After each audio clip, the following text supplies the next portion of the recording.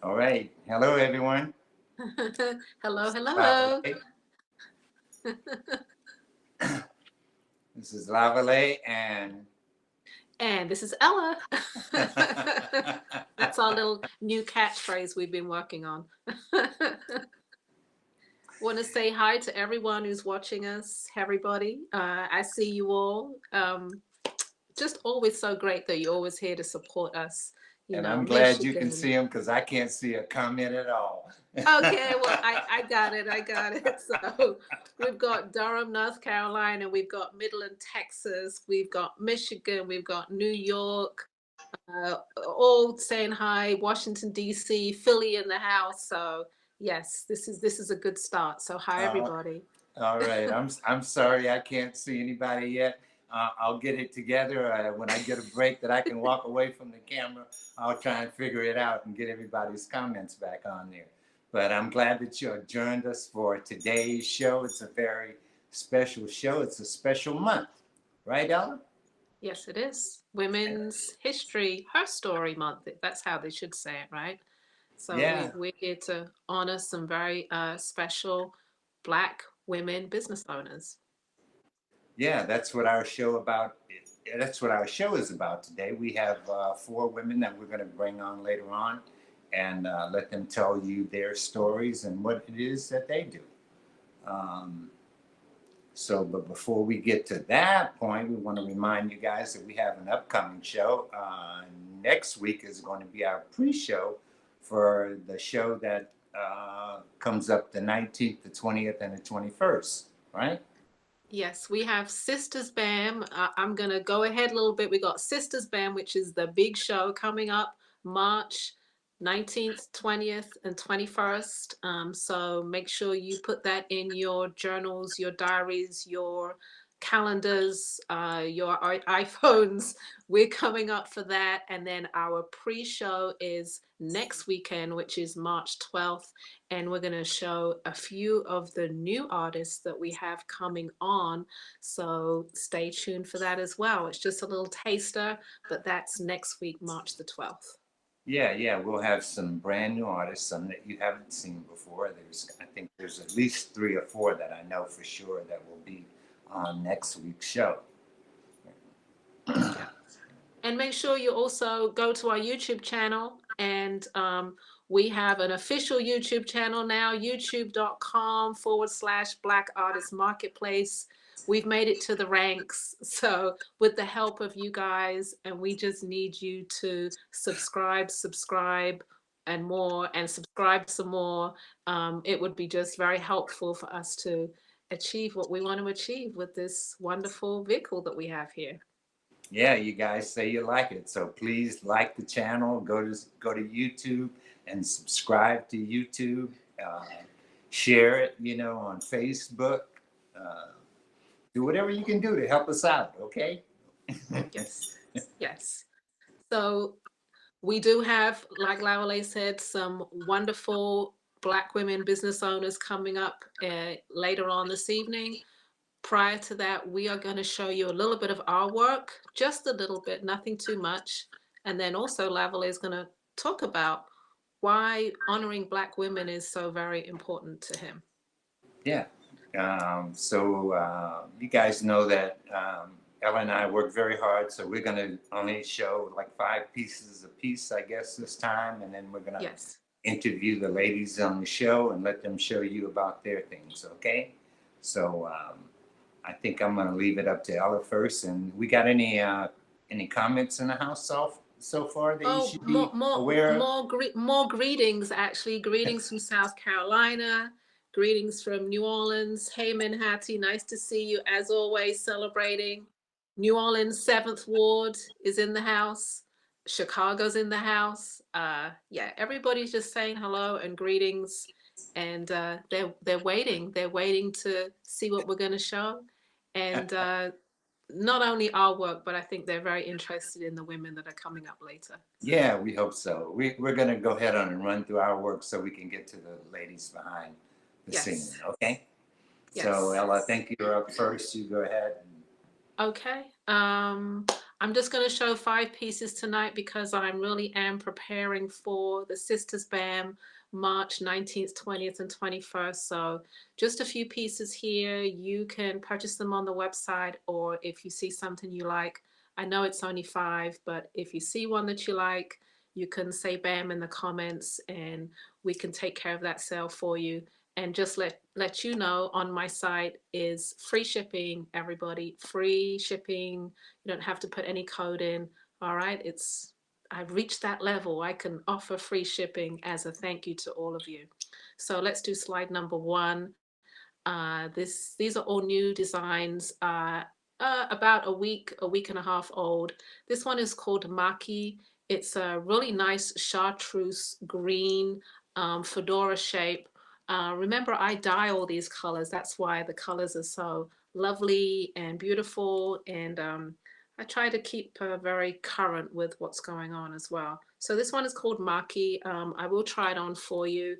It's a knotted straw, and it's a 23-inch Maki. This hat is 179. Fits snugly. I wouldn't recommend it for larger sizes.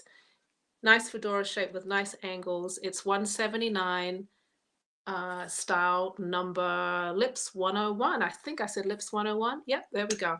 All right, let's move on to slide number 2. This one is called Danny. This is a natural and chartreuse green knotted straw. It is a double brim. When I say a double brim, it's a pleated double brim. Again, it's a snug design. I was doing a lot of big sizes, and I realized there are some ladies out there that want smaller sizes. So I'm appealing to you guys with these 3 that I'm showing. This one is called Danny, and it is 179. And also be playful with your hats, you know, give it a little jazz. I'm gonna show one side and the other side. Okay, Danny, 179. All right, next slide coming up is Lips 103. I cannot try this hat on because it's a small size. It is a size 22. It's called Twizzler, and it has about a 2.5-inch bib on there in the front. These are all one-of-a-kind pieces that I'm showing. This piece is 169. It's Lips 103. It's called Twizzler. And I have a few caps on the website as well. So go take a look at the website, lipshats.com, and you can purchase to your heart's content. All right. My next style, I've got 2 more, everybody. And there are all new styles on the website. So even though I'm only showing you 5 this evening, you can go and see there's a whole selection of hats for spring. So this one is Lips 104. It's called Heaven. It's a really nice natural color straw, and it is accented with leather and felt, knotted leather hat band right there. I like to pop these brims down as well. You could pop it all the way down, or you can pop it up, do different angles with it. Okay, this is Lips 104. It is called Heaven, and it's 179. All right. Last style for me for the evening. I went on the other spectrum of the sizes, and I went for a big size to show you tonight. This is Lips 105. It's called Daily. It is a double dye, light purple and olive green. The band is two-tone felt. It is orange and wine, and it has a nice size 3.5-inch brim. It's called Daily, and this is for large sizes. This is like an extra large. It's a 24.5-inch. Okay, if you like it, it can be yours. You can say bam in the comments. It's Lips 105. Or you can go to the website, okay, lipshats.com, and purchase there at your heart's content. All right. All right, Lavalais, I showed my pieces. It's yours. See some of the comments. Now I've lost them again. So Okay. I saw we had somebody from New Mexico in the house today. And I was like, oh, okay, we're really going far. We're getting out west. We're getting out west. The Bronx in the house, Detroit's in the house. So yes, we're doing well with everybody in the country watching. All right, Lavalais, go ahead and show your pieces. Yeah, let me get going, okay? Bamboozle by Lavalais, www.bamboozlejewelry.com, okay? First, I'm going to start off. I think my things are a little bit springy this time. It got a little warm here. My plum trees sprouted flowers. It was 70 degrees for a couple of days, so we're getting near springtime. So I think my first one up is going to be the bamboo. It's just a simple bamboo I plane this down and make these little boards out of this, and then I can cut these circles out. So, and they can be any color. And as you see, they can also be made into clip-ons. So they are selling for $20 today, BAM number 6. And so you can get whatever color you want in these items. Okay. And again, earrings. And so this is the triple one. It connects. So when it's the same, it's very light, made out of bamboo. I make all that stuff out of bamboo, as you know. So these are $30, I think, so to $25 today for the triple ones, okay? And they can be in any color that you desire. All you have to do is say BAM, and I want them in green, or I want them in blue, purple, pink. Oh, not pink. Let's stay away from pink if we can. Doesn't dye very well for me on the bamboo. So BAM number 8 is my slant bamboo. And these can come in whatever size you want them. I make them in 2 inches, 3 inches, 4 inches, whatever color you want in the inside, bamboo on the outside. As you can see, it's sliced like I call it a slice, which is what I call this one. And this is BAM number 8. I do little burnings on them, as you can see. So if you want this one in a particular color, you can have it in whatever color and length that you want it. And it's also $25. All right. Now, BAM number 9, I thought I'd break these back out. The bottom piece is a piece that's made by a friend of mine. I don't actually make that piece, but I'm responsible for that piece being made. So these are plated. They're brass. They're all brass. So A is the ram's horn, the Aya, and the Sankofa heart. So you can have it in brass or in silver. Silver is a plate. So these are also $25. I think I normally sell them for $35, so they're $25. So you can A, B, or C, BAM number 9. Right? Now, I did something a little special for you this time. I decided to show you guys if you wanted an initial ring with your initials on the ring, shank, with whatever stone you might want. If you wanted an amber, you want a piece of ivory in it, maybe even. I might charge you a little more for the ivory, but any of the stones, if you decide on the stone that you want, and if I have it, I'll cut it and shape it for you and custom make this ring for you with your initials for $250. Okay? So that's my special little deal. So that's it for mine and for Ella's. So now I want to talk a little bit about the show tonight. When we thought about Women's Month, I started thinking about the women that I have met since I've been in this jewelry business. When I was a photographer, of course, I came across a lot of people in my work, but never got close to those people. You know, you photograph a movie star or somebody that does record albums or something like that, and you just move on. You know, but the jewelry business is a little bit different, especially when you go from city to city, from show to show, from town to town. You start meeting people and you start feeling out those people. So I've come to know quite a few women that I think are just, they embody a spirit that I look up to, that I really appreciate, that I really admire in them. They've been able to hold everything together.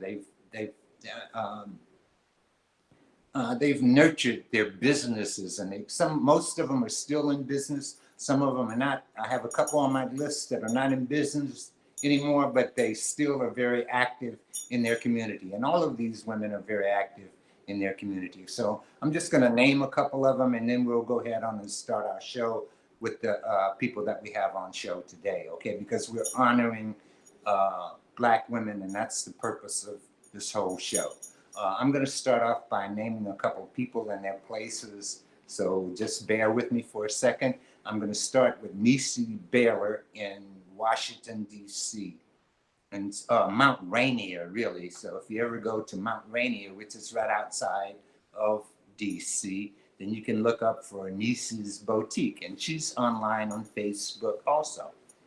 Okay, so that's Nisi's Boutique, and her name is Nisi Baylor. If you go to DC, I'm going to stay in the DC area for a while because we have the Zawadi Gifts, and that's Irene Whalen, who owns Zawadi Gifts. And these are people that have had these shops at least since I've known in the 90s, and they've maintained these shops.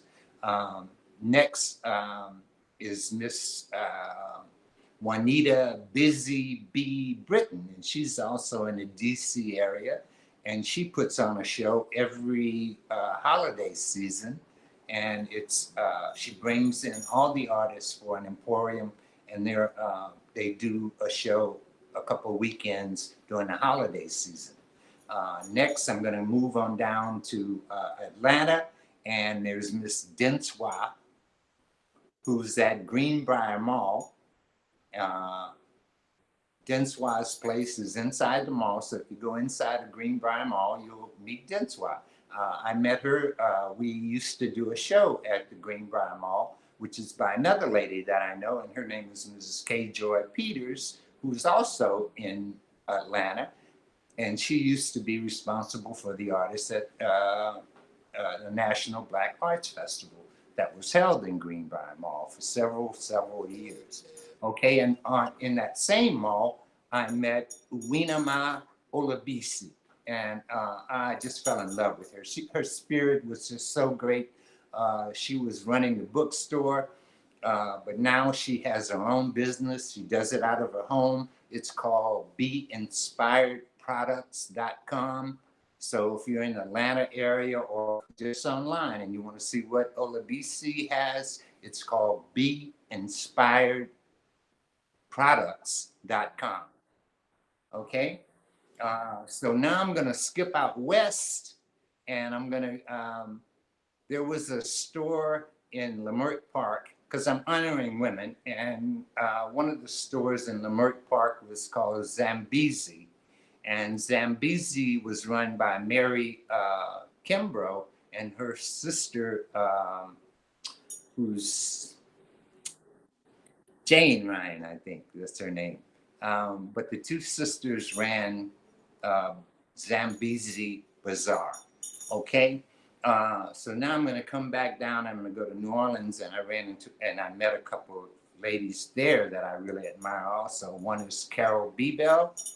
She runs the Shea Cultural Center. She's retired now, but she was the director of the center for a long time, and she's sort of passed on the reins now. But if you're ever in New Orleans, you should go by the Shea Cultural Center and see what it's all about. And coming last on my list for right now, I'm going to is Miss Gina Montana, also of New Orleans, who's been responsible for the marketplace and the Essence Festival for so many years. Gina also suits up as one of the chiefs or queens of the Indian nation. So I'm paying homage to all of those women and think they deserve a whole lot of respect in their endeavors. Okay. All right. So that brings us to tonight. Very good.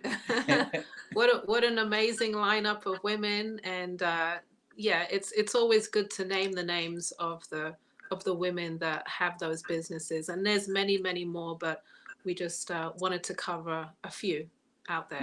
Yeah. I know if you got some that you want to put up on the list, you go ahead and come in the comment section. You let us know. You might know somebody that's not coming to mind, But we're all month long. That's who we're celebrating. Is those women. Okay. Okay, so I'm going to move along with the phenomenal lineup of women that we're going to have an opportunity to talk to this evening. So, Black women business owners are just amazing in every category, but we're covering retail at the moment. So the first Black women business owner that we're going to have on the show for the night is Princess Jenkins. She is the owner of the Brownstone, located in the heart of Harlem. And before I talk a little bit more about it, I'm going to show you a little video. So here we go. The Brownstone, located in the heart of Harlem. Contemporary lifestyle boutique for women who are bold, beautiful, and confident. Looking for something different to wear in their wardrobe. Oh yes, sis, you are making heads turn. Shop The Brownstone. www.thebrownstonewoman.com. Visit The Brownstone. 24 East 125th Street between 5th and Madison Avenue. The Brownstone Woman for women who want to turn heads.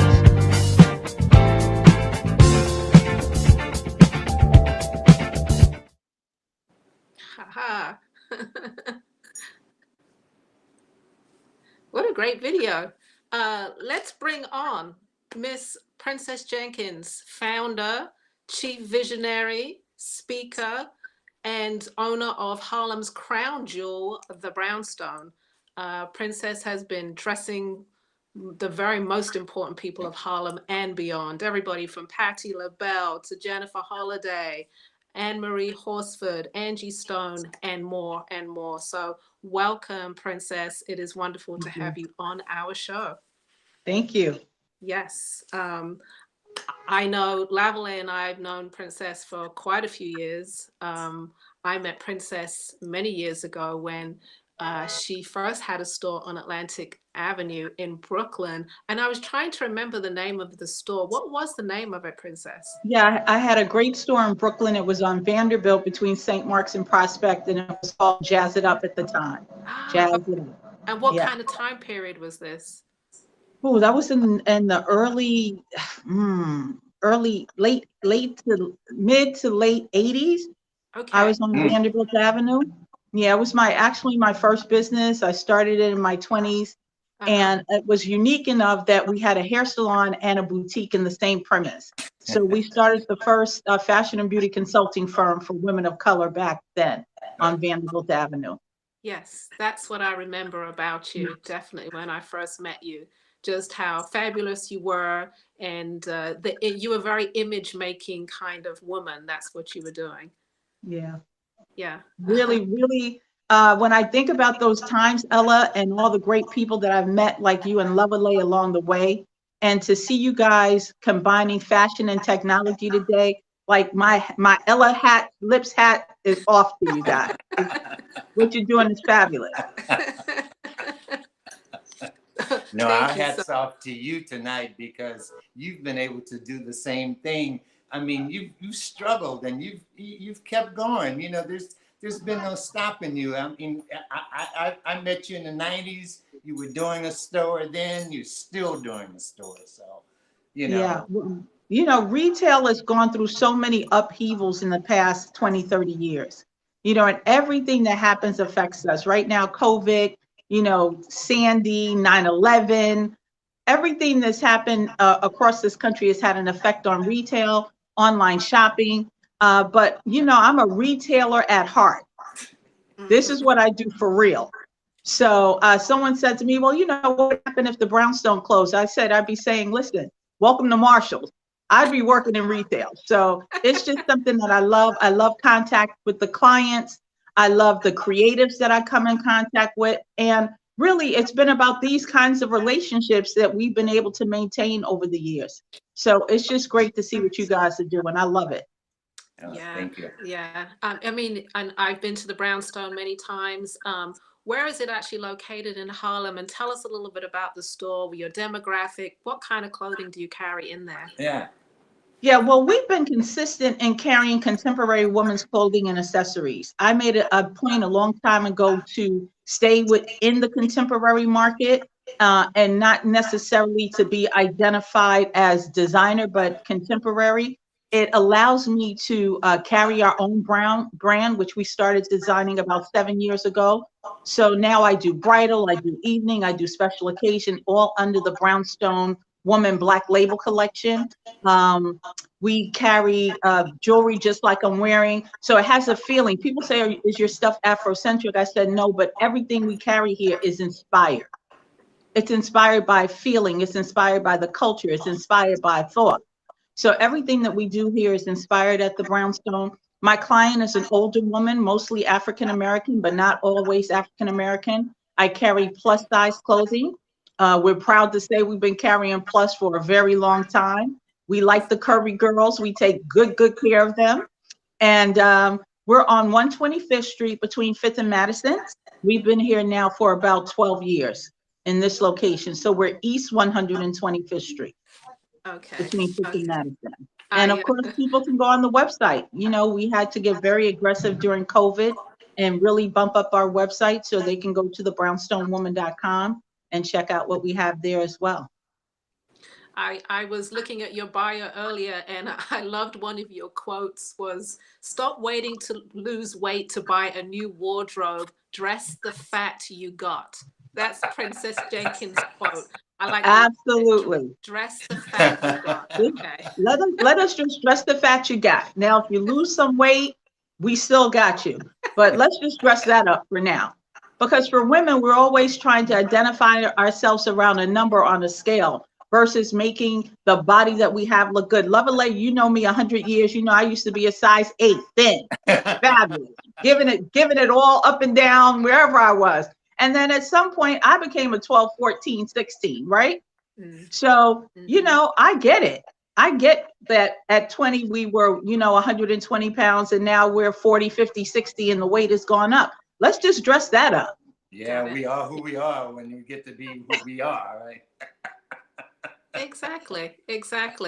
I'd like to know, are you able to carry any independent designers, any local designers from New York or beyond? Yeah, we carry local, national, international designers here, and we also carry some small manufacturers as well. One of my favorite, and somebody who's been with me since I was in Brooklyn, is Brother Badi, the silversmith. And he makes earrings just for us. He says, "Princess, only for you, only for you." I said, "Okay, Badi, as long as it's only for me." So we carry a lot of collections from smaller designers, absolutely. Okay, and you mentioned all the journey that you've gone through. What is your vision for the future of the Brownstone? You know, if everything just was just beautiful and everything was going forward in life, what is your vision? Well, you know what, Ella, I think that's a great question. I think to couch it in the fact that everything is not fabulous and everything is not lovely. But if you're an artist, a creative, an entrepreneur, or a business person, you still have to find your ground within what is going on. Just like you guys have been able to pivot, as they say, and to start this new program. Just think, had COVID not happened, would you really be doing this right now? Probably not, right? Probably not. Probably not. So it is in these times that we can find a new level of creativity that can help build the legacy even further. So it's in these times that through my nonprofit, Women in the Black, I continue to help other business women get the monies that they need to survive in this time. It is through these times that I've been able to sit back and assess my business and where it's going in the next 5 to 10 years. It is probably in this time that I've had real conversations with people about the fact that the struggle is real. I got to be at home with my kids, and somebody in my family has COVID. So it is in these times that we have an opportunity to get real with each other and not be so superficial.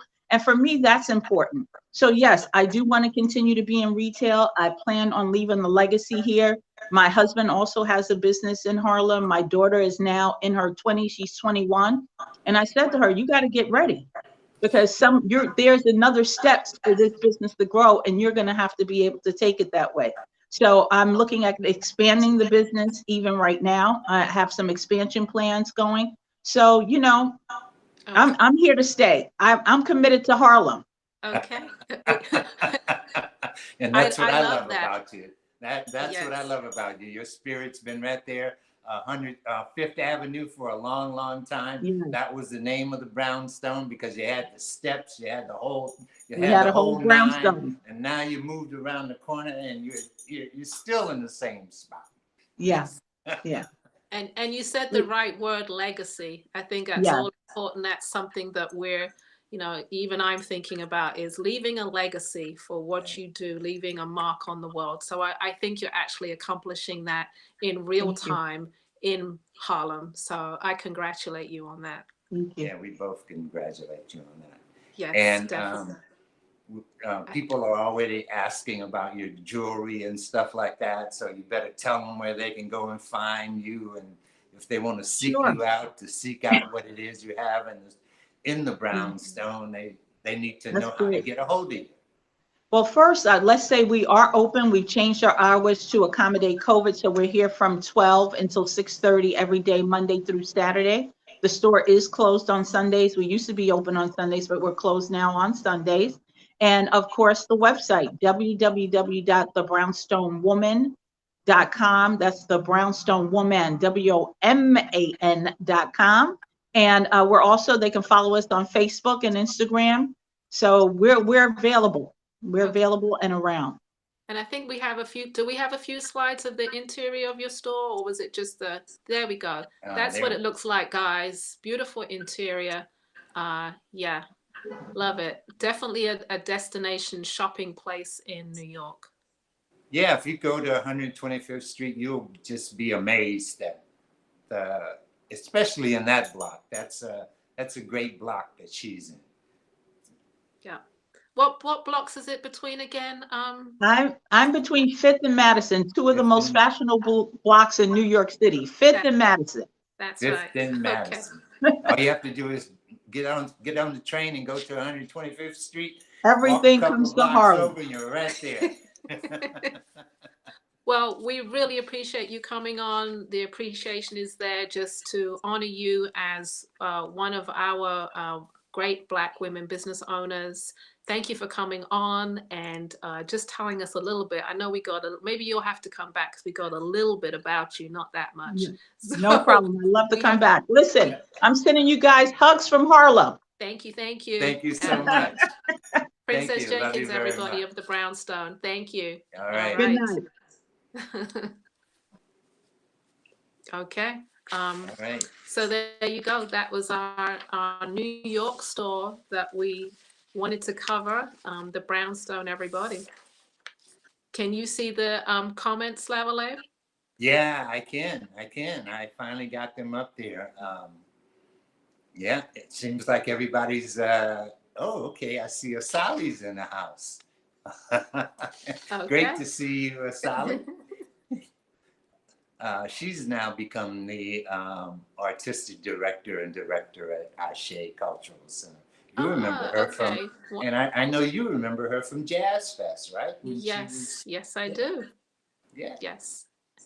And the Ashe Cultural Center as well. Great place to go to if you're ever in New Orleans. Okay, I think, am I able to introduce the next guest? I don't think she's in the house yet. So I think we're going to have to maybe have a little, are we going to be able to play a little video there, Zeke? Or something?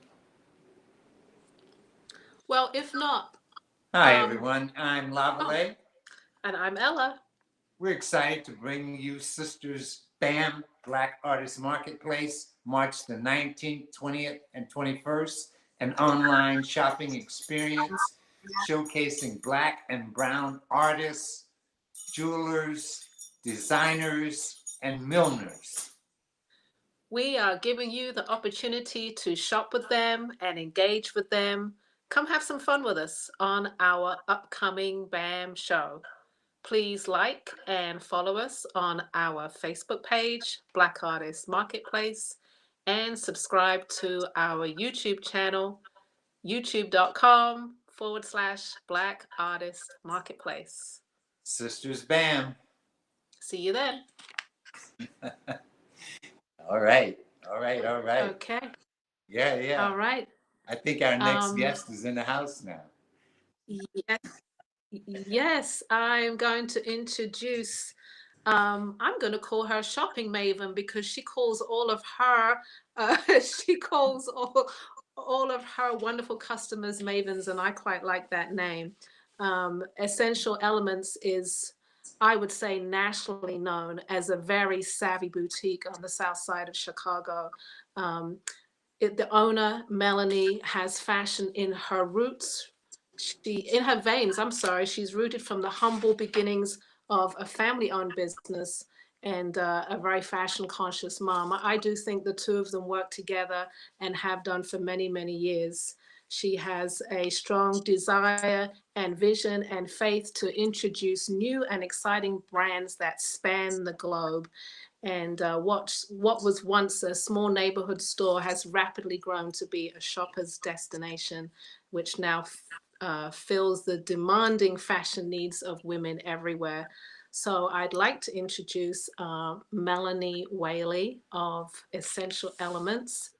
I've known Melanie for many years again. We've all known each other for quite some time, 20, almost 30 years. I would say. Yes, I Melanie used to buy from me wholesale. I think that's when we started doing business together in the early 90s. And then I used to go visit and do trunk shows at her store. Absolutely. And, always had a wonderful time there. She's very warm individual and always was very dedicated to having creatives in her store, which was wonderful. Welcome, Melanie. I know I'm doing all the talking, but so nice to have you.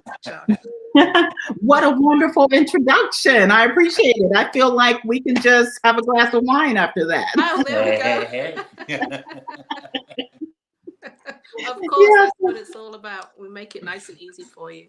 Yeah, thank you so much. Thanks for having me.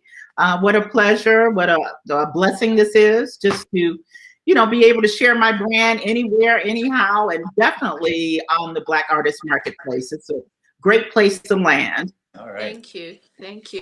Of course, I'm going to ask probably every Black women business owner that's coming on tonight. I'd like to know about your roots. Like, how did you start and how, your journey to take you where you are today?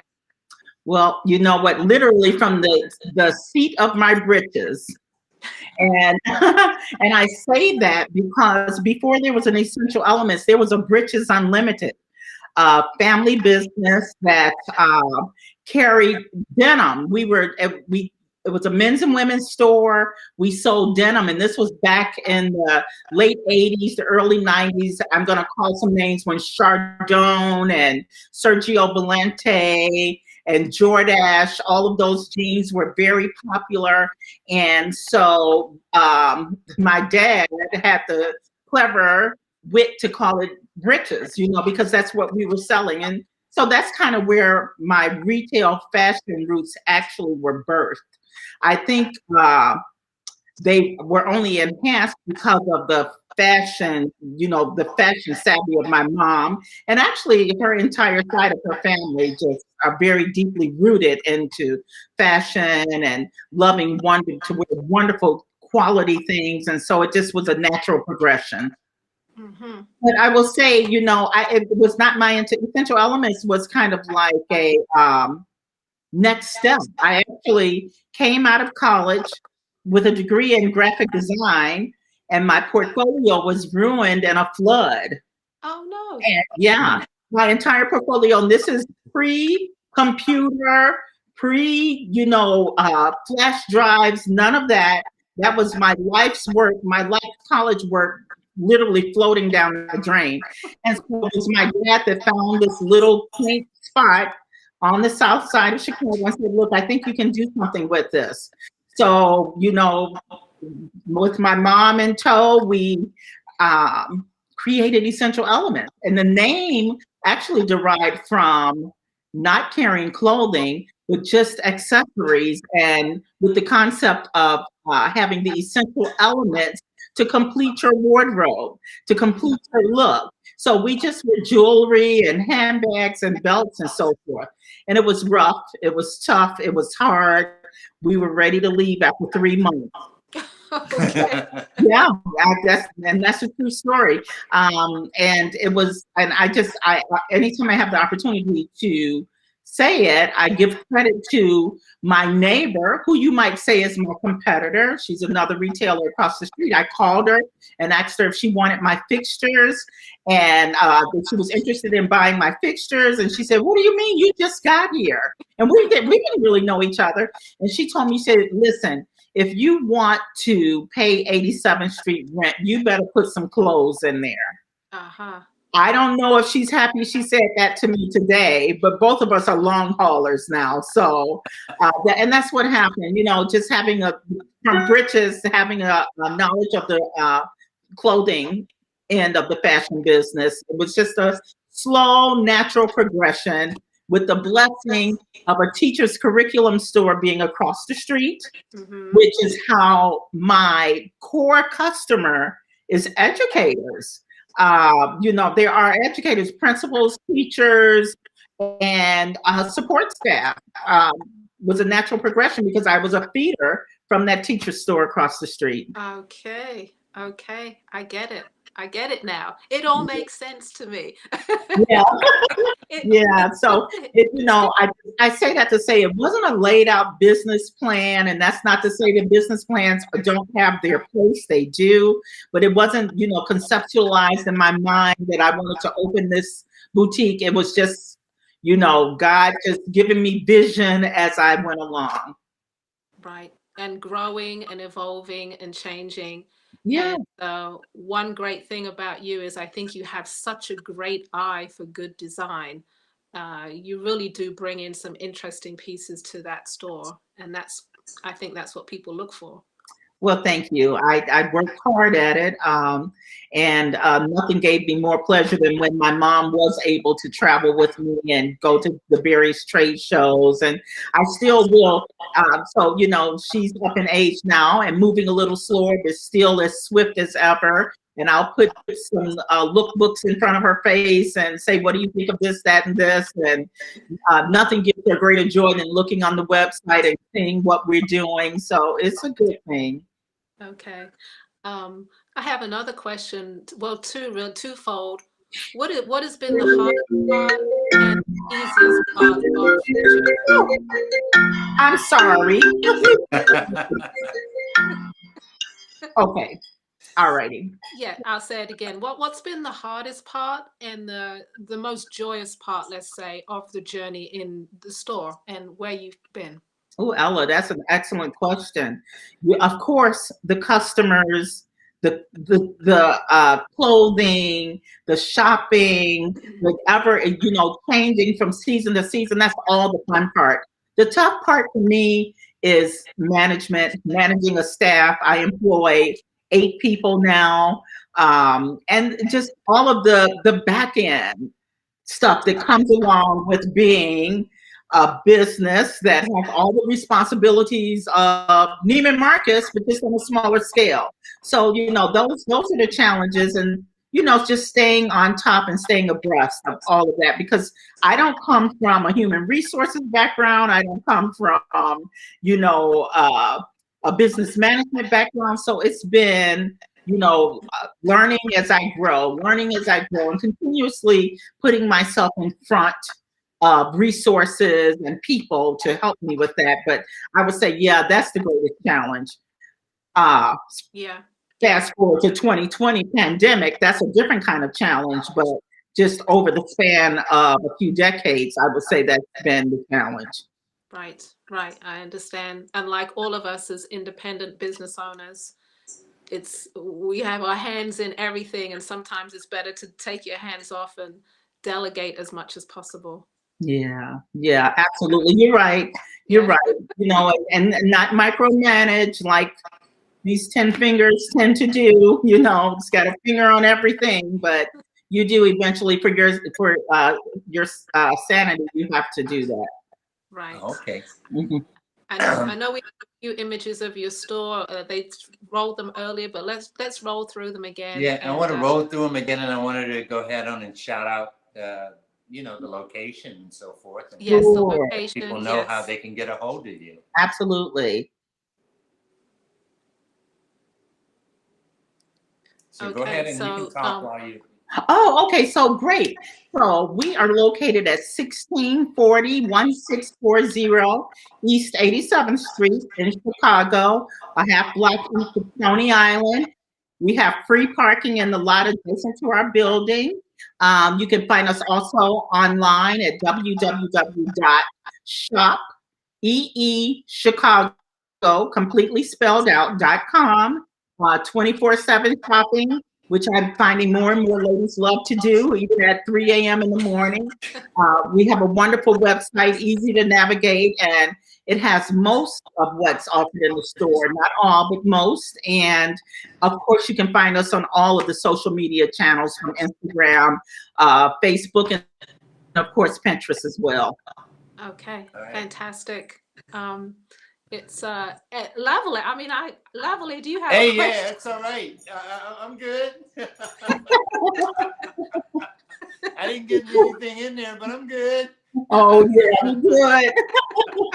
I just want to give some praises. You know, that it was nice to learn that you had that designer school training, because that really shows up in your work in terms of how you're able to put those pieces together. You know, that little bit of training shows up in that. I'm sure it was. I'm sure it became just something easy to do, and you know, makes it all happen. You're absolutely right about that, Lavalais. You know, I may not be designing cereal boxes, but certainly my design background has touches in every aspect of my business. Whether I'm doing something or I'm hiring somebody to do something, I have better knowledge of what I want, you know, and what I seek. So absolutely, it paid off. It paid off. Mhm. And Yeah, it we shows. understand that. Mhm. Yeah, Ella Well, and I both went to art school, so we kind of like we find that out about ourselves, that we know, you know, that comes across in your work, you know. Yeah. it comes across, and I don't know whether it's everyone that goes to art school or did graphic design, or because I did graphic design as well, but you become a bit of a perfectionist at times. Too much of a perfectionist. Even with we send out weekly emails, and those emails I'm pouring over. I mean, just, you know, and changing and going back and tweaking things that probably my customers could care less about. But you know, they're just all about, okay, show me what you got, show me how much it is, and when and how.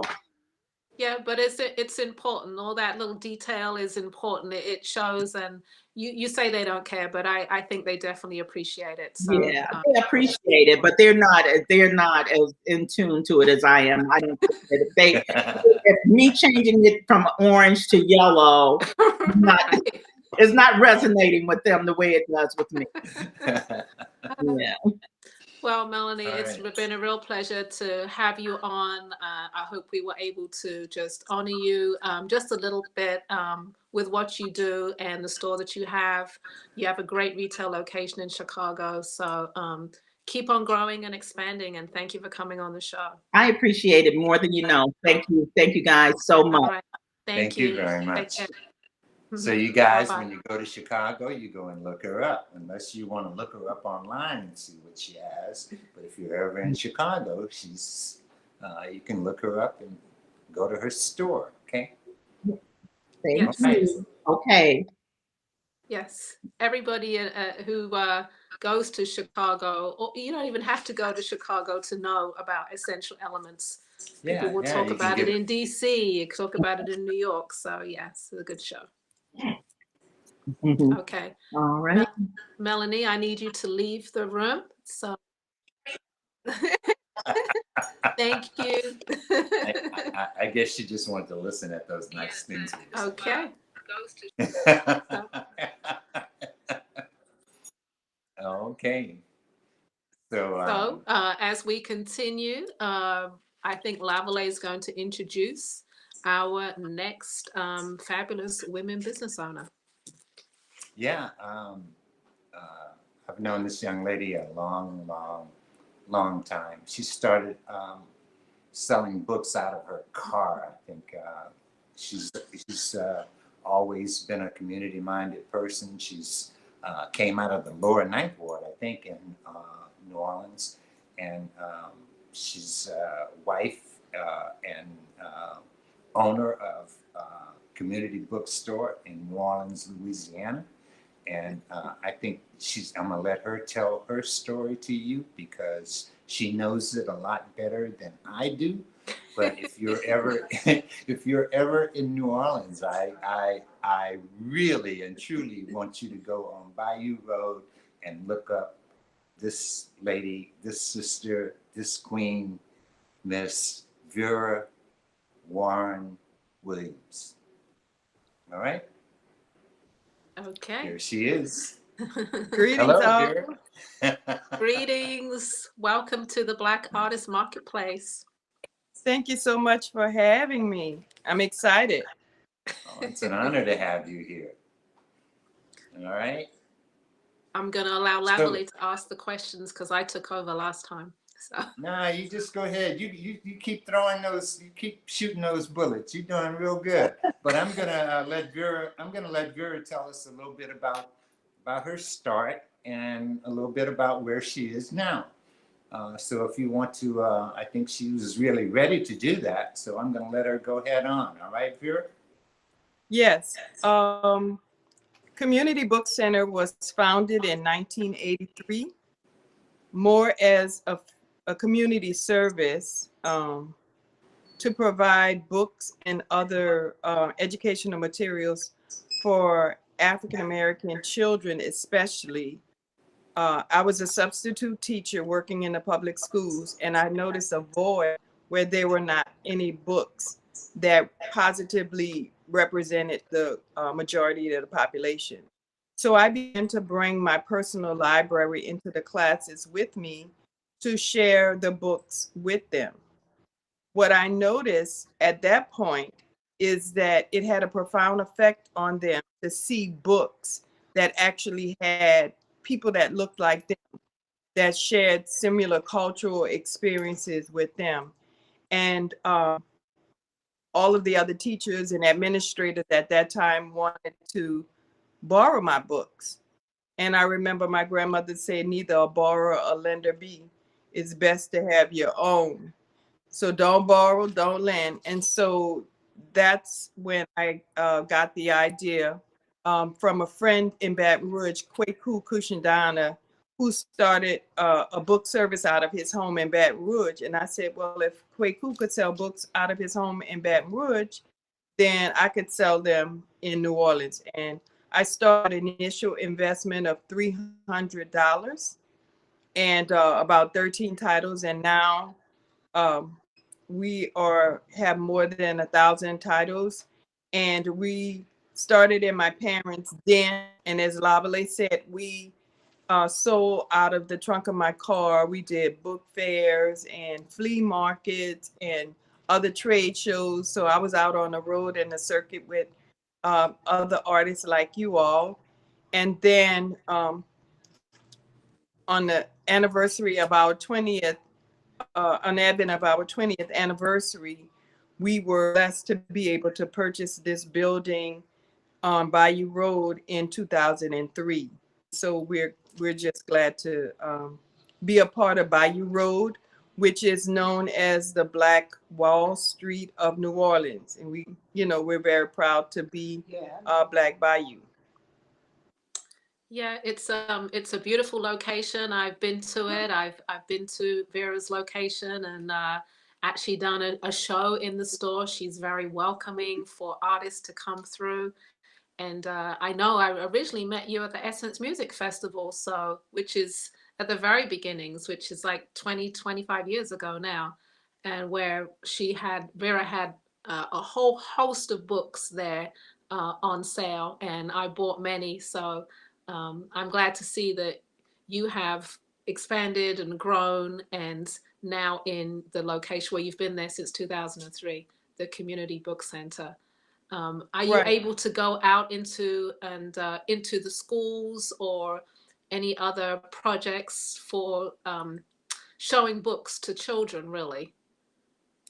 Well, not right now since COVID, but we do book fairs, and we do go into the schools and daycare centers and do shows. But again, since COVID, we have not been able to go out and do that. But they have come to us. As a matter of fact, we have a group coming in small numbers because due to COVID, we have to restrict the number of people that we have in the space at one time.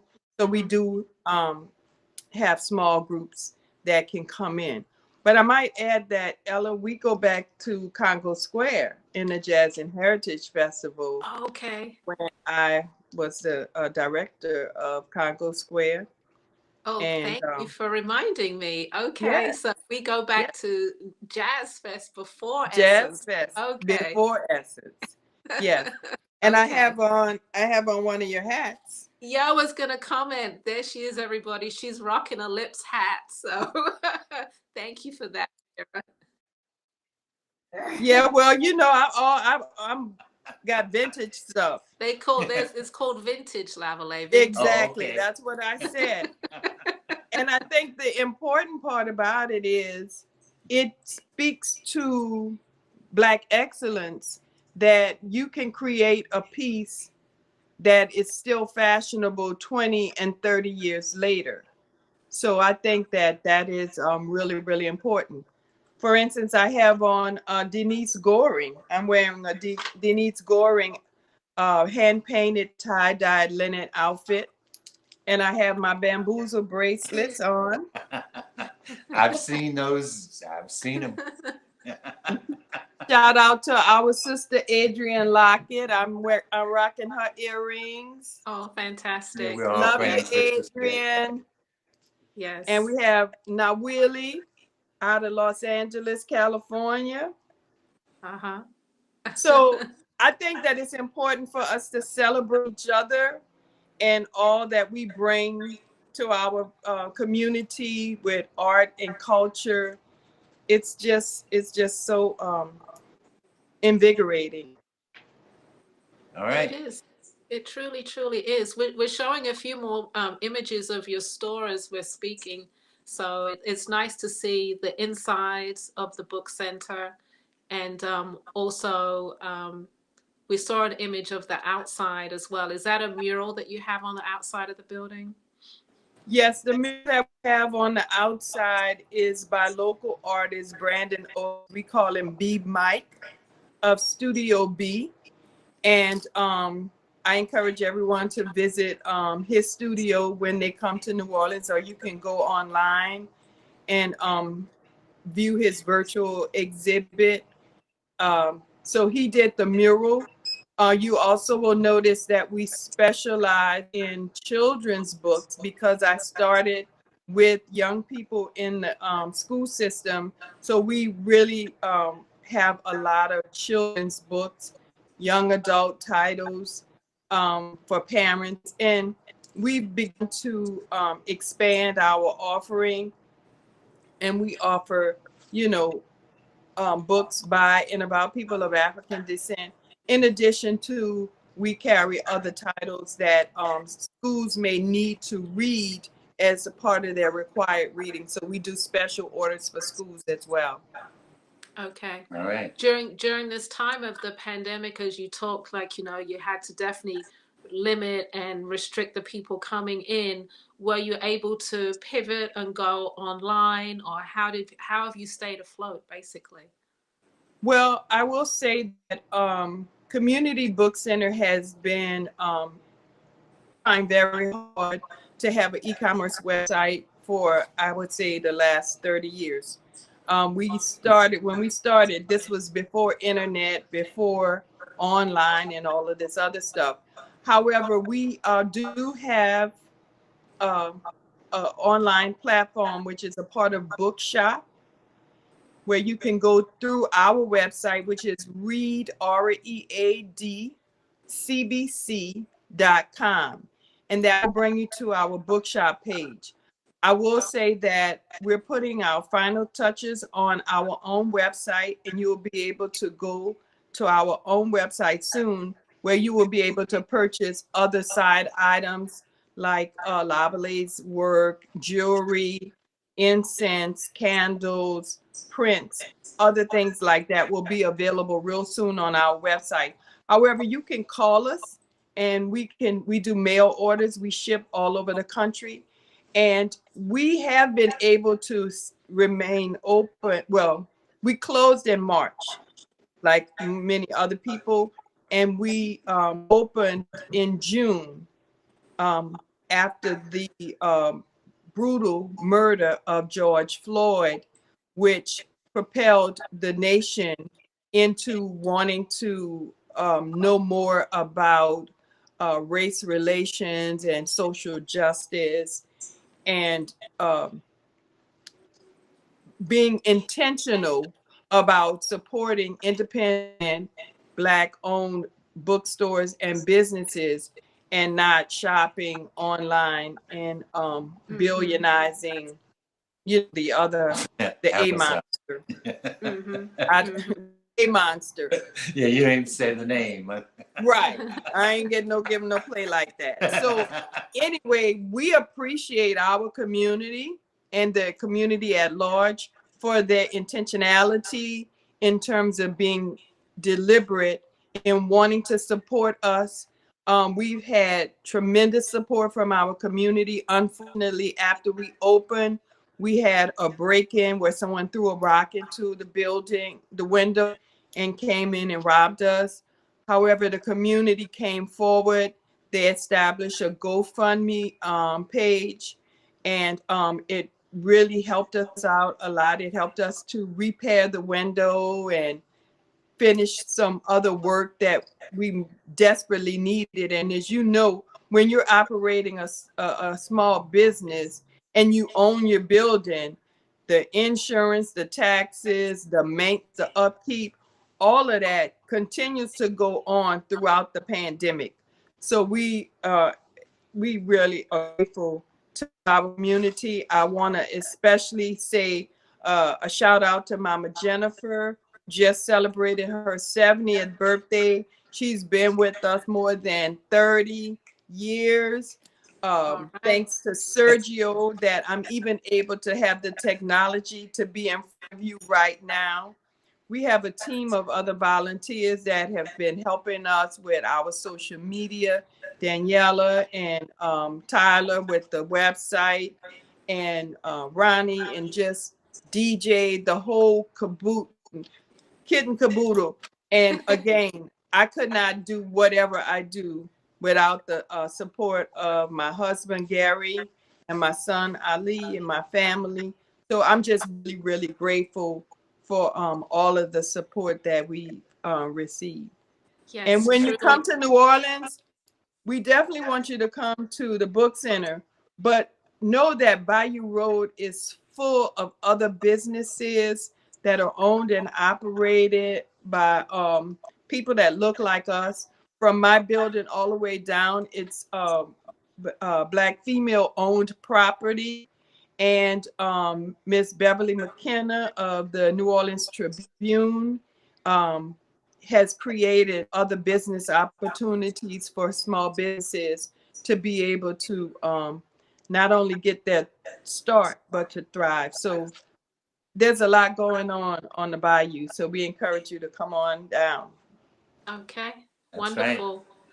Wonderful. Like you said, it's all about community, and the community extends also to our customer base. So we are always very grateful that our customers, our audience, I'm going to use Marvin's word, Marvin's sin word, our constituency is out there supporting us and following us, and just that's wonderful. So I'm glad to have you on, Vera, definitely. Yeah, I'm glad to be on, and also to be able to share the platform with other sisters who are trailblazers, who have who are minding their own business. Yes. we're handling our business. So Yes. I want to just, hats off to them. And just you mentioned Marvin. I remember GABA being a part of NCA, the golden age of Black art, January, the whole 9 yards, so that's where I started. That was my motivation, my inspiration, traveling to those shows. And it was because I saw the work that you all were doing. You know, it inspired me to know that I could do the same. And I'm grateful, not only for this opportunity, but just to be able to have known and traveled the same path with you all. All Hey, right. thank you Wonderful. very much. So Thank you you. guys, whenever you come to New Orleans, you've got to go to Community Bookstore. It's located Yes. on Bayou Road. Come in, say hello to Jennifer is always behind the counter, always Yes, he is. there. If Vera's not there, you'll be more than welcome when you step in the door. And she always has a place for all the artists. Some of the artists that have been on the show, like Alon and Adrian, all of these people have stayed in Vera's place when they come to New Orleans. Yes. So, Yep. Yes. Yeah, I've stayed there. She's very, very welcoming. Yes. So very appreciative. And I have to say, thank you for coming on the show. And I hope to have you come back again. So yeah, thank hope to you. see you soon. Hope I'd to love see you to. soon. All right. And you're rocking that hat. Love it. All right. Okay. Thank All you. right. Thank you very much. Bye-bye. All right. All right. Delightful, delightful. Yeah, everybody. This is a celebration Oh, of man. it's just a few. It's just Yeah, like you were saying about, you remember her from Essence Festival, and her son was born Oh at no, don't Essence. say that. Yeah. Now he's 20 years old and in college. I mean, it's like, It seems like yesterday. Yes. yeah. Yeah. And she had a spell too at Jazz Fest when she was the That's what fest she was coordinator for reminding Congress me Square. that we met at Jazz Fest first. And if everybody out there doesn't know, Jazz Fest is in New Orleans and it is the go-to show normally in April and May in New Orleans. So we have one more guest tonight to end our show. I wish we could have more, but I'm going to get Lavalais to introduce our final guest of the evening. Yeah, it gives me a great pleasure to introduce you guys to somebody you probably don't know. Most of the women that you've seen so far, you've probably met at some time or another. But our next guest comes from Dallas, Texas. And I know many of you don't go to Dallas, Texas. So if you're ever in Dallas, Texas, though, she has the Pan-African Connection Bookstore. So the bookstore was founded like about 1989 by her husband. His name was Bando, I think, Tahimba.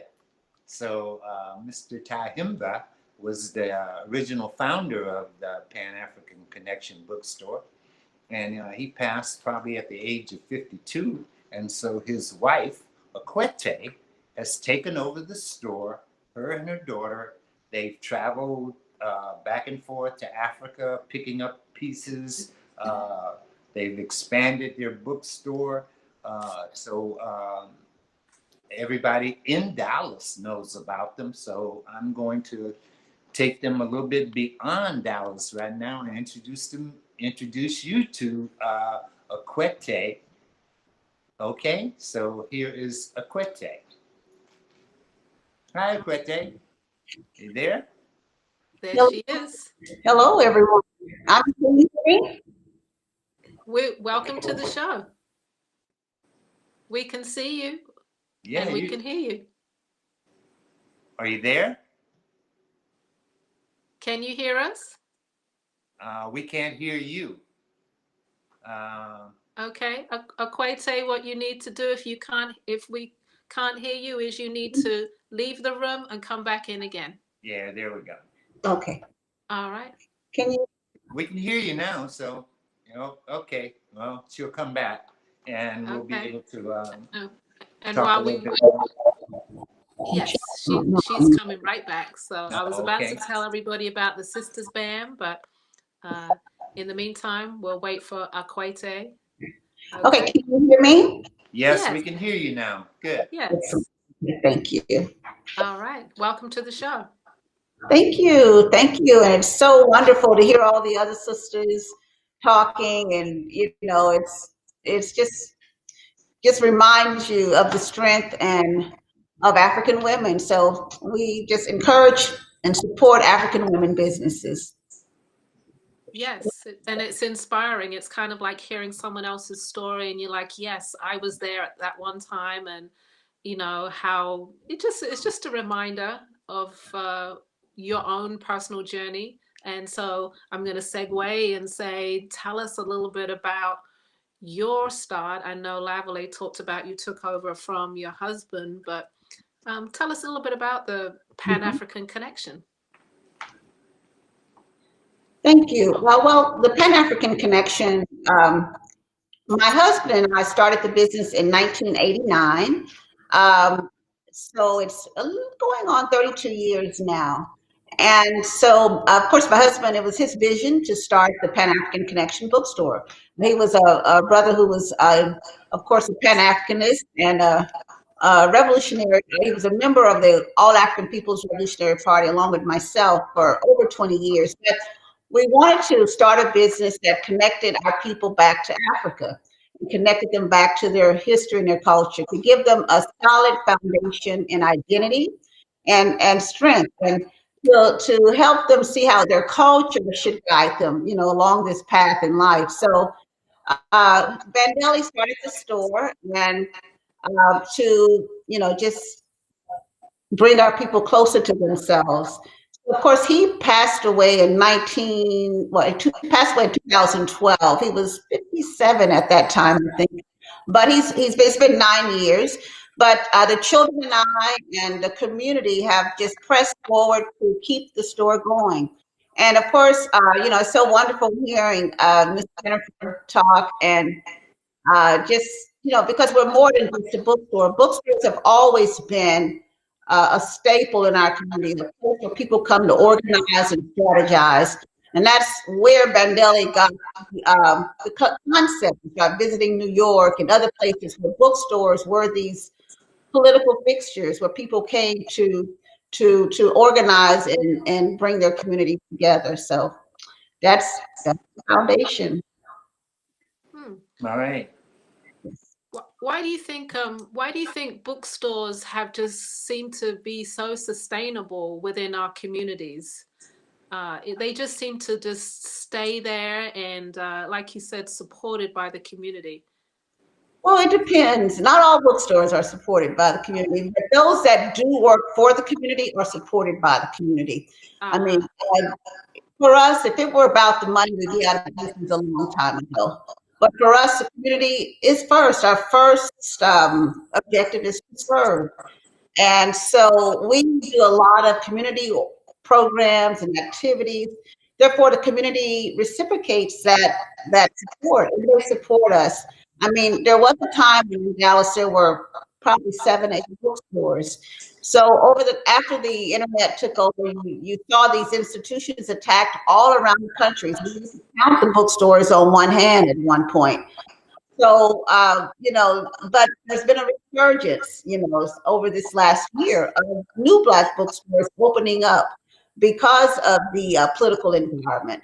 But Black bookstores have had a difficult time, and it's still a difficult time with the onset of the internet, and you really can't compete with these online prices. But as the sister said earlier, our people have been very intentional in their support for Black businesses after the George Floyd murder and all of the political actions.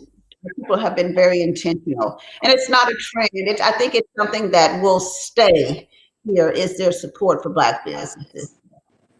Yes. Yeah, definitely. I know when I was first introduced to a black writer, or came across the first black book that I saw, it always intrigued me, and I was forever hooked upon that process. If I saw something that was, because come out the '60s and the '70s, you didn't have that many writers. You knew who the writers were, so you kind of like followed them around because that was the thing, and I'm glad to see that kept going. That thirst for that knowledge really never stopped, and so it's still here today.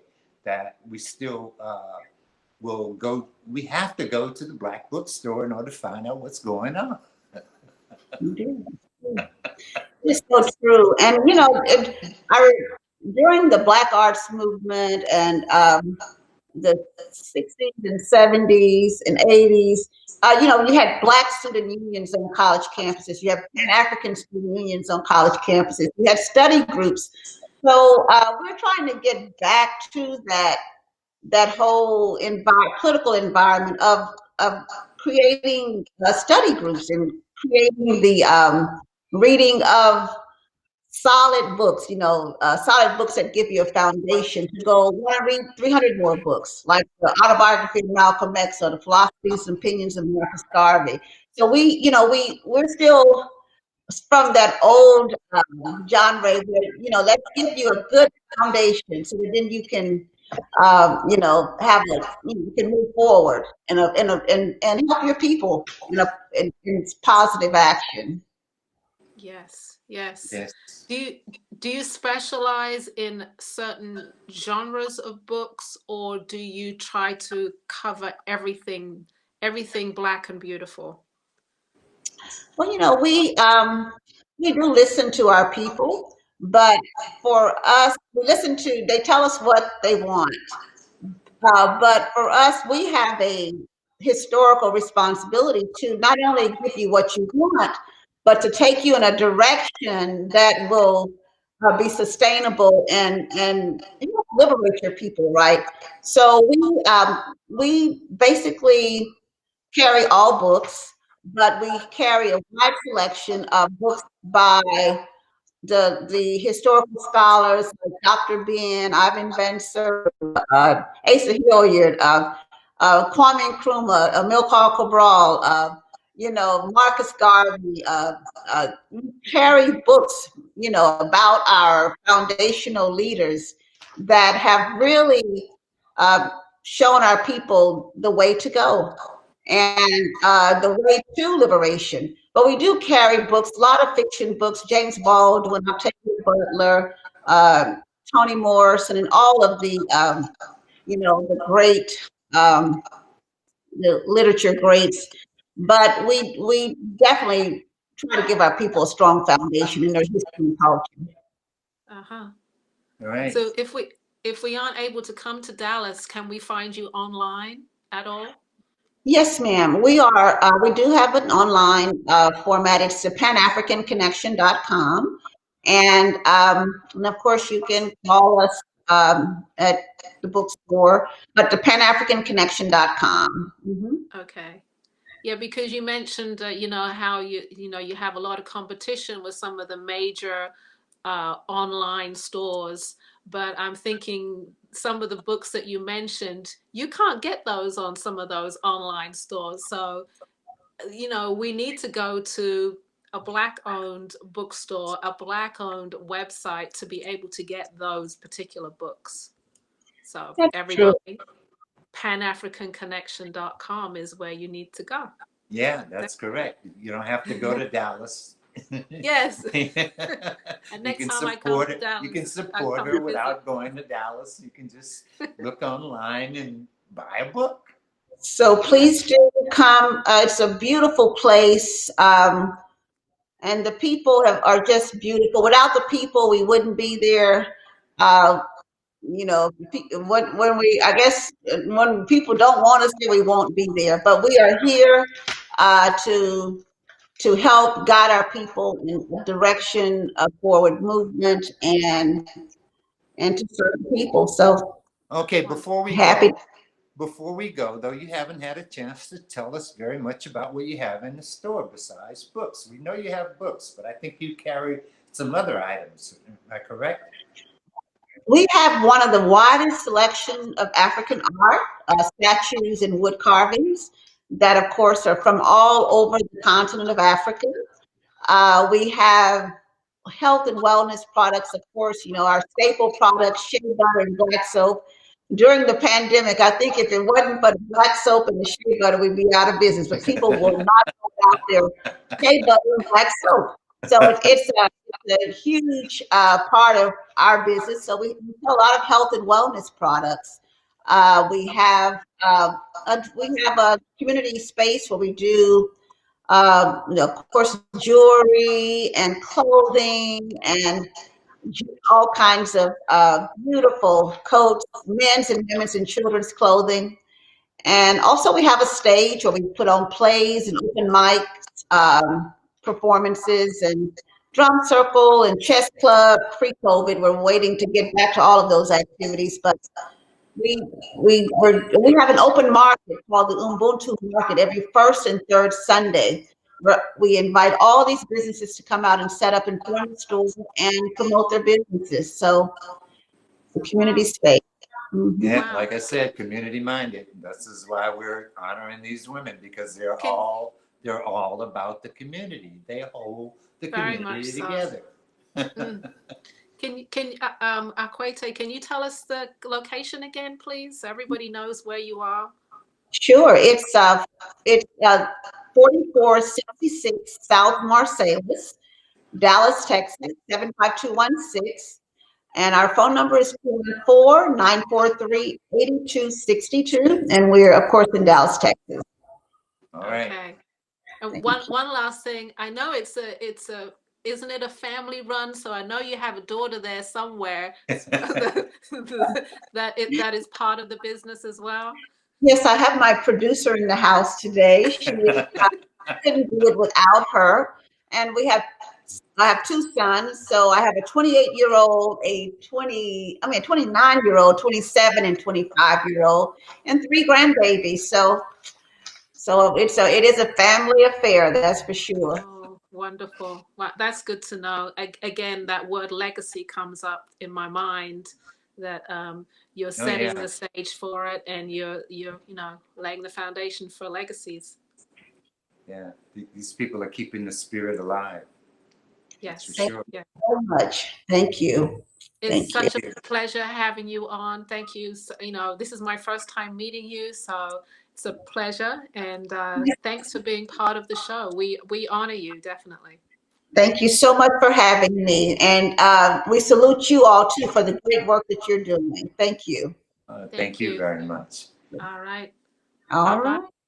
Yeah, I met Akwete in Dallas. I go every year to do a Kwanzaa festival, and she's always at the Kwanzaa festival.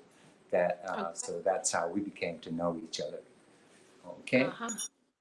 Next time I go to Dallas, I'm definitely going to the store. It looks amazing, and I'm glad you said not just books. A whole host of wellness products and excuse me, clothing and African pieces. Oh, just amazing. Amazing. Amazing place. All right. Yeah. Well, everybody, we wish we could bring you more, because we really do. And maybe we'll have to do this again, even though it won't be Women's History Month, but we'll do it again somewhere later in the year, because I just enjoyed hearing about everybody's journey. Definitely. Yeah, and we got some brothers out there. So as soon as we can get a chance, we got some brothers out there who've had some stores that have been in the community for ages too, like Brother Sika and Rafu, and there's some people out there that have been in the community for some time and serving the community with, and believe it, they give up quite a bit to be able to do that. So all right, we will do that then. We'll do a men's show, definitely. Yeah, we'll be honoring them one day pretty soon. Yes, we will. Okay? So in the meantime, everybody, we will get back to next week, our pre-show for the Sisters BAM. We'll get back to shopping, everybody. This was knowledge and education and just hearing about some amazing women. We're going to get back to shopping next week. March 12th is our pre-show, and then our Sisters Bam is when, Lavalais? Oh, our sisters Bam. Sisters Bam. Yes. Yeah, Bam, Bam. The 19th, the 20th, and the 21st. Yes. That's when you're really going to be able to shop crazy. Yes, and I would say 90% of the artists on that show are going to be all new artists. So please come and support them and take a look at what they have. So it's going to be exciting. Yeah, and join us next week for our pre-show. We're going to have like 4 of the people on, okay? Yes. All So I right. hope you guys enjoyed our show today, meeting these people. They've been special people to me, and special people to Ella. So hope you guys enjoyed our show today. Yes. And I hope you'll join us next week. All right, everybody. Thank you and good night. Good night. And All right. we will do it again soon. we will. Hi, everyone. I'm Lavalais. And I'm Ella. We're excited to bring you Sisters Bam Black Artist Marketplace, March the 19th, 20th, and 21st, an online shopping experience showcasing Black and brown artists, jewelers, designers, and milliners. We are giving you the opportunity to shop with them and engage with them. Come have some fun with us on our upcoming BAM show. Please like and follow us on our Facebook page, Black Artist Marketplace, and subscribe to our YouTube channel, youtube.com/Black Artist Marketplace. Sisters Bam. See you then.